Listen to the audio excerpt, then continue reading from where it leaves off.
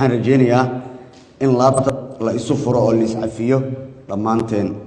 shaqadii la soo qabtay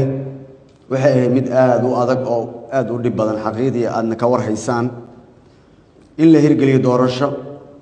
aysan heshiis ka ahayn dhinacyada ku shaqada lahaa isla markaana aan waqti badan la gelin sidii ay u dhici lahayd ma ahayn hawl fudud laakiin waxa Allah subxaanahu wa ta'ala uga mahadcelinayaa haddii ay guul noogu soo dhammaatay. intii lagu jiray shaqadii adkeed ee la soo galay waxaa hubaal ah in ay jirtay kala aragti duwanaan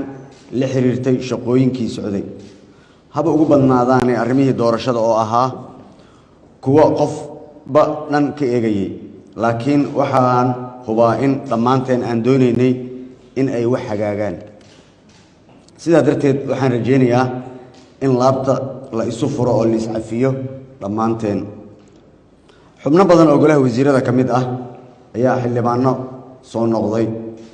sidoo kale waxaan rajeynayaa in qaar badan oo idin ka mid ah ay ka mid noqon doonaan golaha wasiirada soo socda hadduu Allah subxaanahu wa ta'ala